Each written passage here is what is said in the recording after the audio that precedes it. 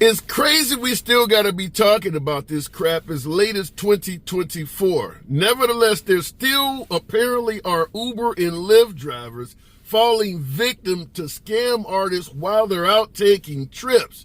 I wouldn't even cover this garbage if there were not some teachable lessons I believe that are worthy of discussion here. What up, folks? Once again, it is indeed your boy Tim with another ride-sharing video. Oklahoma City ride-share driver says scammers took $200 of her earnings. Now, a woman in Oklahoma City out taking trips is suggesting that scam artists took $200 of her earnings.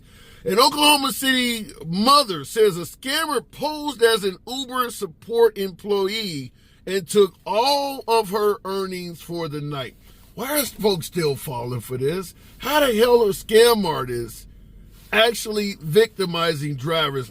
All right, is no one paying attention to the fact that Uber and Lyft calling you should draw all sorts of red flags? Here's how the story went. During her drives on Sunday, she said her livelihood was threatened, and not by someone who got into her car, but someone who called her through the Uber app. The person said they were Uber support, she said.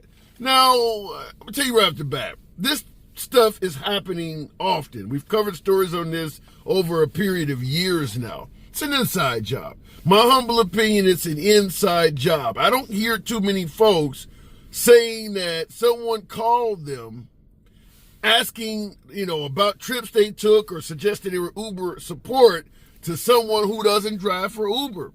Only Uber and Lyft drivers are getting these phone calls, which means someone at Uber or Lyft is either giving out or selling phone numbers of drivers to scam artists. They know they're calling actual drivers. The only way they're going to get phone numbers that they can dial and be confident the other person on the line is an actual driver is to get this shit from the inside.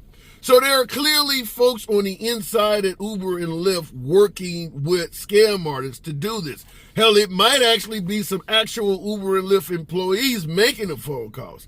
But giving them the benefit of the doubt is certainly at least someone in the company that are selling this shit to folks to do this. The solution is simple. Uber and Lyft could give drivers a passcode. Very rarely does Uber or Lyft call folks. I used to state in the videos, you'll never get a call from Uber or Lyft, but they do occasionally place phone calls. Yours truly, when I don't work for them for a while, I've been driving off and on for 10 plus years, but I only drive between jobs or when they're giving some type of earnings incentive, street bonus, earnings guarantee, surge pricing is really good. I'll get out there and drive. For base fare, I don't mess with ride sharing. So sometimes I may go a few months in which I'm not driving for Uber because they didn't offer shit. Or I'm not driving for Lyft because they didn't give anything worth me getting behind the wheel. And one time I won a pretty good gap, like 6 months with Uber, was simply taking trips with Lyft the whole time. Hadn't took an Uber trip in 6 months.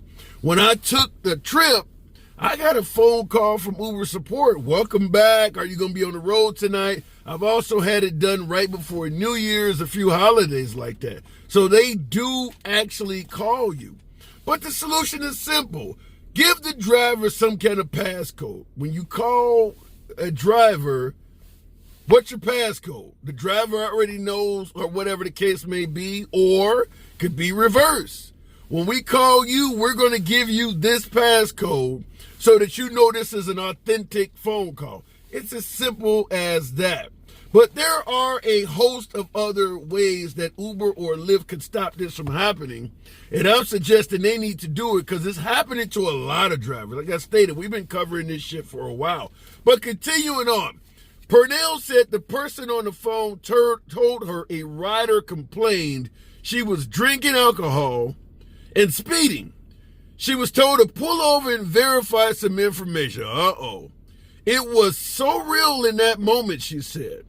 After nearly an hour, the person said she was in the clear and would be compensated $150 for her time. You'll know why I'm laughing.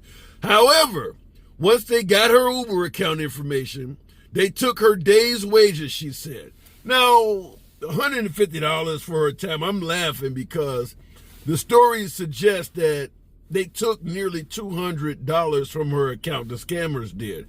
And she states that was a whole day worth of driving.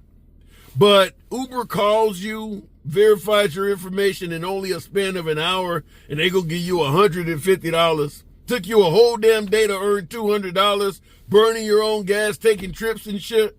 But in one phone call that lasts less than an hour, they gonna give you $150. Uber don't give nobody shit. You have to earn the money, and it's often very, very low. So that should also be a red flag. Uber gonna call you suggesting that somebody said that you were a bad driver, drunk, speeding.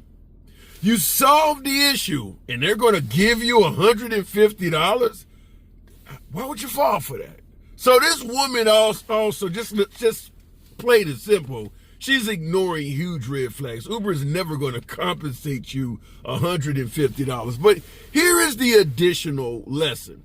When Uber calls or Lyft calls, talking to my newer drivers, veteran drivers already know this shit. But to anyone who is a prospective driver, may get into this, or someone who just started driving, control the conversation. It's as simple as that. Scam artists do not like pushback. When they call, they don't want the victim to really do anything but follow along the path they dictate. So the minute someone calls you, well, just for my safety, sir, I like to verify what license plate number do you have on file? What's the type of car do you have on file? What's my name? They'll hang up on you. They don't have the answers to all of that stuff. It's as simple as that. Just ask them to verify information. Don't let them dictate the course of the conversation by getting you to verify everything. Because that's usually being done, having you verify everything, because they don't have anything. They're getting you to verify it so they can fill it in on your account to rob your ass. So control the conversation immediately. Okay, I've never received a call from Uber or Lyft. Do you mind if I ask what license plate you have? What was the name of the passenger? Now, they may not give you that, but they damn sure should know your license plate number. They have your driver's license on file. Could you please give me the last 4 digits of my driver's license? They're not going to tolerate all that pushback. That conversation is going to end immediately because they know they're not going anywhere. They don't have all that information on file. Can be assured of that. They don't have all that information on file. But last but not least, to call you and straighten out whether you were speeding, drinking while driving, or some other complaint, they don't need access to your information that gives them control of your bank account. This call can be straightened out without you needing to know passcodes and shit. So this particular driver was simply what we refer to as caught slipping. You just should know this. Nobody should be calling you to deal with a complaint and start asking you for passcodes and stuff. It shouldn't even go in that direction. But kind of felt sad or sorry for this driver because she stated immediately I saw on the app where my funds had gone from one something to none, she said. I was shocked. I sat in my car and cried for hours. So she had earned $100 and some odd, one something, she states. And all of a sudden she realized they had took all the money out of her account. My guess is she probably checked her account after the phone call because she knew that shit didn't sound right. It's simple as that. Control the narrative. Anytime Uber or Lyft calls you, if they call at all, control the narrative.